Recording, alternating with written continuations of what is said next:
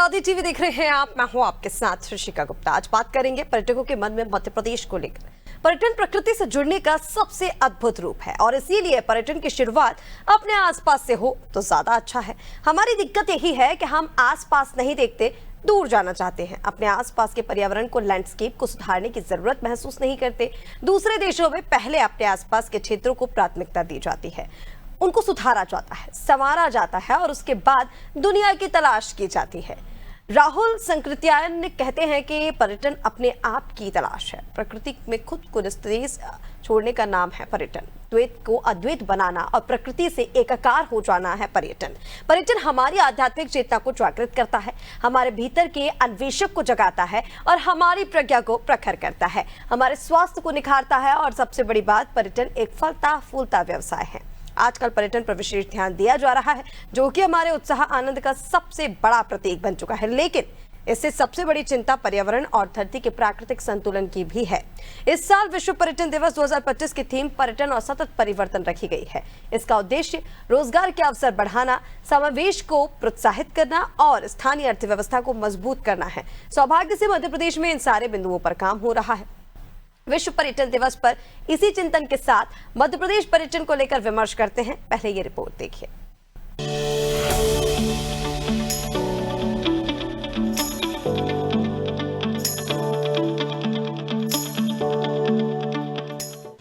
अपनी नैसर्गिक सुंदरता, आध्यात्मिक ऊर्जा और समृद्ध विरासत के चलते मध्य प्रदेश विश्व पर्यटन मानचित्र पर अपना अलग स्थान बना चुका है। यहाँ आत्मा को सुख देने वाली प्रकृति, गौरव की अनुभूति कराने वाला धरोहर, रोमांच बढ़ाने वाला वन्य जीवन और विश्वास जगाने वाला आध्यात्म उपलब्ध है। इन सब का मेल मध्य प्रदेश को भारत के अन्य राज्यों से अलग पहचान देता है। ग्वालियर में ग्वालियर का किला, महेश्वर में लोक माता देवी अहिल्याबाई होलकर का राजमहल, मांडू का जहाज महल, दतिया में सतखंडा महल, रायसेन का दुर्ग, दुर्गावती का मदन महल, जलमग्न रहने वाला रानी कमलापति का महल और किन्नौरगढ़ सहित अनेक किले हैं, जो मध्य प्रदेश के स्थापत्य की विविधता का बखान करते हैं। मध्य प्रदेश में 2 ज्योतिर्लिंग महाकाल और ओमकारेश्वर हैं। मध्य प्रदेश अपने वनों के लिए भी प्रसिद्ध है। सतपुड़ा के घने जंगल, चंबल के भरका से लेकर कटनी, उमरिया और जबलपुर से लगा शाहडार का जंगल भी रोमांचक यात्राओं का ठिकाना है। अमरकंटक मां नर्मदा का उद्गम स्थल ही नहीं, अपितु वहां का सघन वन भी पर्यटकों के आकर्षण का केंद्र है। मध्य प्रदेश भारत का इकलौता राज्य है जहां सर्वाधिक 12 राष्ट्रीय उद्यान हैं। कान्हा, बांधवगढ़, पेंच, शिवपुरी, पन्ना और कई अन्य राष्ट्रीय उद्यान लोगों को वन्य जीवन को देखने का दुर्लभ रोमांचपूर्ण अवसर प्रदान करते हैं। जनजातीय संस्कृति से साक्षात्कार करने का अवसर भी मध्य प्रदेश देता है। मंडला, उमरिया, छिंदवाड़ा, बालाघाट, झाबुआ और अनूपपुर में कई स्थान हैं जो पर्यटन के तौर पर विकसित किए गए हैं। तामिया और पातालकोट जैसे स्थान भी हैं। वहीं मड़ई, तवा, परसिली, हनुमंतिया जैसे अनेक स्थल भी हैं जिन्हें पर्यटन गतिविधियों का केंद्र बनाया जा रहा है। इंदौर के समीप महू से पाताल पानी कालाकुंड तक जाने वाली हेरिटेज ट्रेन भी सीटी बजाकर उन पर्यटकों को बुलाती है जो प्रकृति के नजारों में खोना चाहते हैं। वर्तमान में यूनेस्को की विश्व विरासत की सूची में मध्य प्रदेश के 4 स्थल हैं। बुद्ध का संदेश देते सांची के स्तूप, प्रागैतिहासिक सभ्यता के चिन्ह भीमबेटिका, सौंदर्य के साक्षी खजुराहो के साथ त्यागमय संस्कृति का प्रतीक ओरछा, ये चारों ही स्थान विदेशी पर्यटकों को लुभाते हैं। ब्यूरो रिपोर्ट, अनादि टीवी।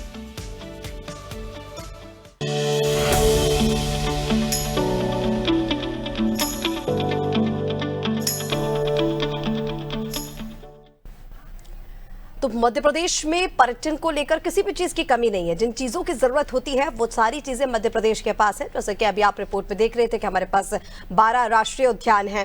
इसी के साथ तमाम चीजों को लेकर जो भी सुविधाएं चाहिए होती है वो हमारे पास है। लेकिन सबसे बड़ी चिंता का विषय यहाँ पर पर्यावरण को लेकर बताया जा रहा है। देखिए, जो पर्यटन है उसकी शुरुआत अपने आसपास से ही होती है, जैसे कि आप लगातार देख ही रहे हैं। सबसे बड़ा जो इसमें चुनौती बनती है वो यही है कि पर्यावरण और धरती का जो प्राकृतिक संतुलन है, ये जो बैलेंस है दोनों के बीच का, वो बना रहे। और इसी को लेकर आज हम बातचीत करेंगे। हमारे साथ संवाददाता जुड़ रहे हैं और हमारे साथ कुछ विशेषज्ञ भी जुड़ेंगे, उनसे भी जानने की कोशिश करेंगे कि आखिर पर्यटन को आगे बढ़ाने को लेकर और क्या प्रयास किए जाते हैं, क्योंकि सरकार लगातार प्रयासरत है, लेकिन जरूरत यह भी है कि समाज में भी कुछ बदलाव आए, आप में और हम में भी बदलाव आए, ताकि पर्यटन में इजाफा हो। और चलिए, हमारे साथ इंदौर से संवाददाता योगेश जुड़ गए हैं, हमारे साथ नर्मदापुरम से संवाददाता संजय जुड़ गए हैं। सीधे रुक कर लेती हूँ मैं पहले योगेश का। योगेश, देखिए, आज विश्व पर्यटन दिवस है और ये मुद्दा बेहद महत्वपूर्ण है चिंता के लिए, क्योंकि विचार विमर्श के लिए, क्योंकि मध्य प्रदेश की अगर हम बात करें तो हर एक शहर में हमें कुछ ना कुछ ऐसा दिख ही जाता है जो एक अनोखी विरासत है, ऐतिहासिक विरासत हमारे पास है। ग्वालियर के किलों की बात कर लीजिए, अध्यात्म को लेकर बात करेंगे तो आप इंदौर के खजाना गणेश मंदिर की ही बात कर लीजिए। बहुत सारी चीजें हमारे पास जिन्हें हमें संजो कर रखना है, संवार कर रखना है कि आने वाली जो हमारी पीढ़ियां हैं वो भी उनसे कुछ ना कुछ सीखें, समझे। और बेहद जरूरी है इस पर ये चर्चा करना कि जो बैलेंस है पर्यावरण के बीच का, धरती के प्राकृतिक संतुलन को लेकर, वो भी बना रहे। ऐसे में शुरुआत हम इंदौर से ही करते हैं। योगेश, इंदौर में पर्यटन को लेकर जब हम बात कर रहे हैं तो किस तरह से आप इसको देख रहे हैं? स्थानीय लोगों में किस तरह की रुचि है, उनमें कितना उत्साह है पर्यटन को लेकर, और सरकार क्योंकि लगातार प्रयासरत है, जिन बिंदुओं पर काम होना चाहिए हमारे मध्य प्रदेश में उन तमाम पॉइंट्स पर काम भी हो रहा है। ऐसे में इंदौर की क्या स्थिति है पर्यटन के क्षेत्र को लेकर, पर्यटकों का कितना इजाफा वहां पर है? देखिए ऋषिका, आज का हमारा जो विषय है पर्यटकों के मन में मध्य प्रदेश, वाकई में पर्यटकों के मन में मध्य प्रदेश बस गया है। जिस तरह से पिछले कुछ सालों में पर्यटन के क्षेत्र में मध्य प्रदेश ने विकास किया है वो प्रशंसनीय है, और इसी कारण से हजारों की संख्या में पर्यटक जो है इंदौर और इंदौर के अलावा मध्य प्रदेश की अगर मैं बात करने जाऊंगा तो शायद आधे घंटे का समय भी कम लगेगा मुझे, अगर मैं किसी विषय पर इस विषय पर कोई स्थान ही बताने जाऊंगा, सिर्फ उसका बखान नहीं भी करूंगा।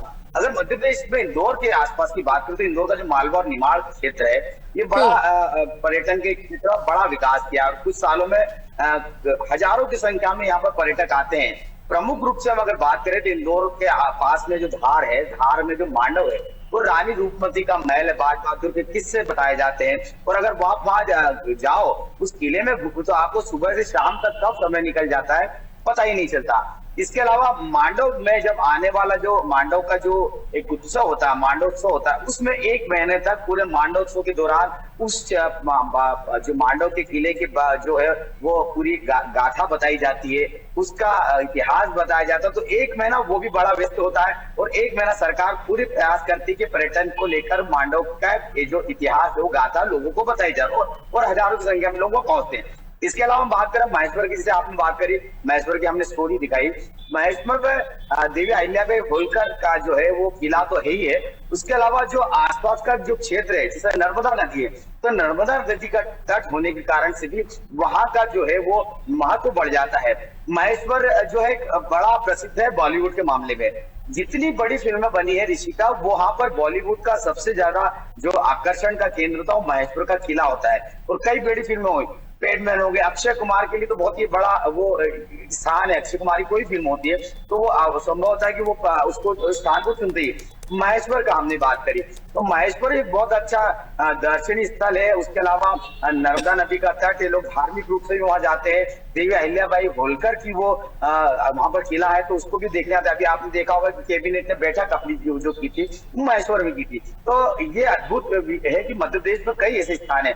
आगे हम अगर चर्चा करें तो मध्य प्रदेश में इंदौर के आसपास जो 2 प्रमुख ज्योतिर्लिंग है, महाकाल और ओमकारेश्वर। महाकाल मंदिर का जो है कितना फैलाव है, कितना लोगों के मन में महाकाल बाबा के प्रति भक्ति है, ये तो वहां की संख्या ही बताती है। और वहां की संख्या के अलावा देश में से नहीं, विदेशी भी यहाँ पर आते हैं। और जब अभी आने वाले बिल्कुल योगेश, देखिए देश विदेश से लोग इंदौर पहुंचते हैं, इंदौर के आसपास के क्षेत्रों में पहुंचते हैं। और जैसे कि अभी आपने बताया, देखिए इसीलिए हमने पहले भी बताया, हमारी रिपोर्ट में भी हमने दिखाया कि जो मध्य प्रदेश का पर्यटन है वो समाज, संस्कृति और इसके साथ साथ अर्थव्यवस्था को जोड़ने का एक जीवंत सेतु है। यानी कि बहुत अच्छा खासा व्यवसाय भी इससे किया जा सकता है, क्योंकि हमने देखा कि पिछले दिनों एमपी टूरिज्म कॉन्क्लेव भी हुई है और उसके जरिए भी निवेशकों को आकर्षित किया गया, बताया गया कि हमारे मध्य प्रदेश में क्या क्या चीजें हैं जिसमें निवेश किया जा सकता है, चीजों को सुधारा जा सकता है। ये कोशिश सरकार लगातार करी। मैं आपके पास योगेश वापस लौटते हूँ, हमारे साथ संजय भी नर्मदापुरम से बने हुए हैं। संजय, देखिए जब नर्मदापुरम की हम बात करते हैं तो नर्मदापुरम के आसपास या फिर नर्मदापुरम में भी बहुत सारे ऐसे ऐतिहासिक स्थल है, क्योंकि पर्यटन की जब हम बात करेंगे तो उसमें संस्कृति, अध्यात्म, पर्यावरण सारी चीजें आती हैं। ऐसे में नर्मदापुरम को लेकर हम बात करें, यहाँ पर क्या स्थिति है पर्यटन को लेकर, पर्यटकों का कितना आना जाना है और जो सुधार किए जाने चाहिए, जो पर्यावरण संरक्षण को लेकर हम बात कर रहे हैं, क्योंकि एक बड़ी चुनौती वही है अभी सरकार के सामने, उसको लेकर क्या कदम उठाए जा रहे हैं वहां? जी इसका मैं बता दूं कि वैसे तो नर्मदापुरम में जो है 3 से 4 यहाँ पर महत्वपूर्ण जो है पर्यटक स्थल है। सबसे बड़ा पर्यटक स्थल यहाँ पर पचमढ़ी है, जहाँ पर कि 12 महीने ही पर्यटकों की आवाजाही लगी रहती है और पर्यटन अपना यहाँ पर खूबसूरती का नजारा देखने 12 महीने यहाँ पर मौजूद रहते हैं। दूसरी तरफ हम बात करें तो नर्मदापुरम में जो ऐतिहासिक धरोहर जिसे हम कहते हैं, जहाँ पर अभी मैं इस समय मौजूद हूँ, नर्मदापुरम की आदमगढ़ की पहाड़ियां, जो कि बहुत ही प्रसिद्ध है और नर्मदापुरम में लगातार पर्यटकों का आना जाना यहाँ पर लगा रहता है। यहाँ पर जो बने शैल चित्र हैं, जो रॉक पेंटिंग के लिए प्रसिद्ध है, आदमगढ़ में आदि मानव के द्वारा उकेरे गए शैल चित्र भी यहाँ पर हैं, जो ऐतिहासिक काल की सभ्यता का प्रमाण है, जिनको देखने के लिए दूर दूर से पर्यटक यहाँ पर आते हैं। और जो यहाँ पर जो बड़ी बड़ी पहाड़ियां हैं, जो चट्टानें हैं, जिन पर जो शैल चित्र है, उनको देखकर उनको बहुत ही अच्छा लगता है और वो यहाँ से जब जाते हैं तो उस चीज की तारीफ करते हैं कि वाकई में आदमगढ़ की पहाड़ियां जो है वो देखने लायक है। अभी भी कुछ दिन पहले भी यहाँ पर जो नर्मदापुरम कलेक्टर सोनिया मीना थी, उन्होंने यहाँ पे निरीक्षण किया था और इसको और सुंदरीकरण और भी सुंदर बनाने के लिए यहाँ पर प्रशासन को उनके द्वारा बोला गया है। जी बिल्कुल संजय, और देखिए सरकार हम लगातार बता ही रहे हैं कि इस पर काम भी कर रही है कि कैसे मध्य प्रदेश को वर्ल्ड मैप पर लाया जाए। और चलिए हमारे साथ हमारे अन्य मेहमान भी जुड़ गए हैं। तरुण मिश्रा जी हमारे साथ जुड़ गए हैं, जो टूरिज्म मैनेजर हैं जबलपुर में। बहुत स्वागत है सर अनादि टीवी पर। और इसी के साथ हमारे साथ मनोज सिंह ठाकुर जी जुड़ गए हैं, जो जिला पर्यटन प्रबंधक हैं नर्मदापुरम से। सर आपका भी बहुत स्वागत है। तरुण जी आपके पास आना चाहूंगी पहले में। देखिए मध्य प्रदेश की जब हम पर्यटन की बात करते हैं, हमारे पास सारी चीजें हैं, नदियां, पहाड़, जंगल, समृद्ध विरासत, हर एक चीज है। लेकिन उसके बाद भी हम देखते हैं कि कई सारी चुनौतियां पर्यटन के क्षेत्र में आती ही आती हैं। ऐसे में आपसे आज मैं ये जानना चाहूंगी, क्योंकि देखिए आज विश्व पर्यटन दिवस है और ऐसे में इस बात पर चर्चा करना भी जरूरी है। जब हम कोशिश कर रहे हैं कि मध्य प्रदेश वर्ल्ड मैप पर दिखे, क्योंकि मध्य प्रदेश के पास सारी चीजें हैं, मध्य प्रदेश एक ऐसा राज्य जिसके पास सबसे ज्यादा राष्ट्रीय उद्यान भी हैं, तो ऐसे में आप क्या राय देना चाहेंगे? जिन चीजों पर काम हो रहा है वो पर्याप्त है या फिर अभी इंफ्रास्ट्रक्चर को लेकर, लैंडस्केपिंग को लेकर सर काम करने की और ज्यादा जरूरत है?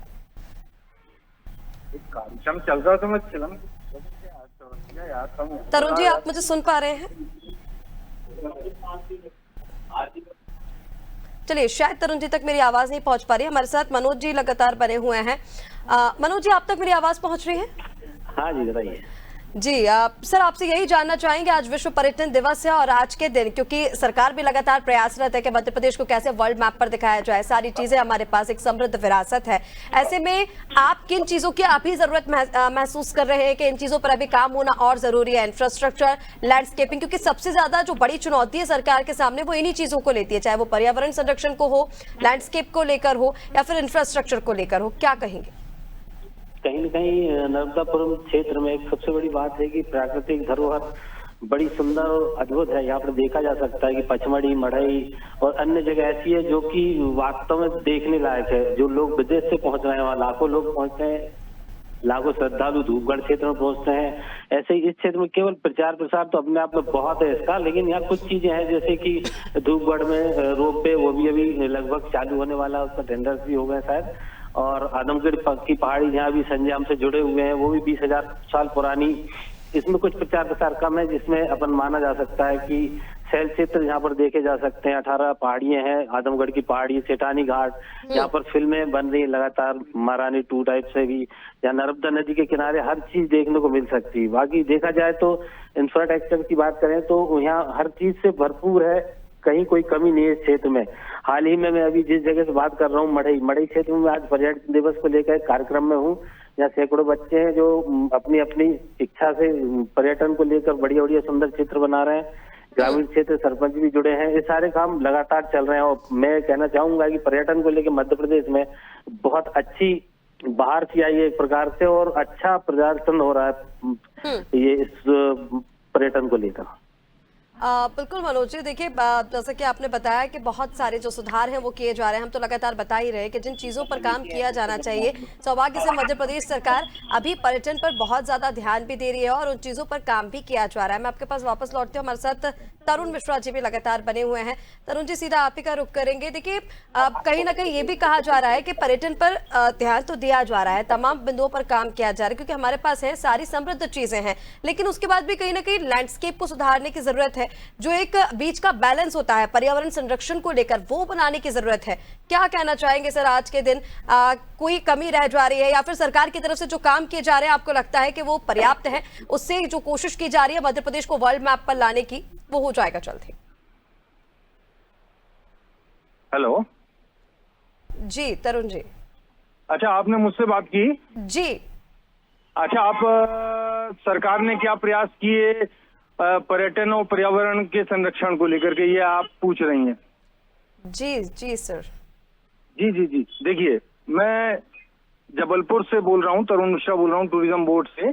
जी। और मध्य प्रदेश सरकार जो है उसके जो प्रयास हैं वो अंतर्राष्ट्रीय स्तर पर चिन्हित किए जा रहे हैं। राष्ट्रीय स्तर पर देखा जाए तो अभी मध्य प्रदेश जो है पर्यटकों की संख्या के मामले में नंबर 1 स्थान पर पहुंच गया है। और उसका अभी हाल ही में अमित शाह जी ने, केंद्रीय गृह मंत्री ने, और पर्यटन केंद्रीय वन एवं पर्यावरण मंत्रालय ने इन्हें सम्मानित किया। हमारे यहाँ जो पर्यटन मंत्रालय प्रमुख सचिव एवं मध्य प्रदेश पर्यटन बोर्ड के जो एमडी हैं, मैनेजिंग डायरेक्टर हैं, शिव शेखर शुक्ला सर, उनका जो विजन है, उनका जो कॉन्सेप्ट है, उसने जो यहाँ पर चेंजेस लाए हैं मध्य प्रदेश में और जबलपुर में।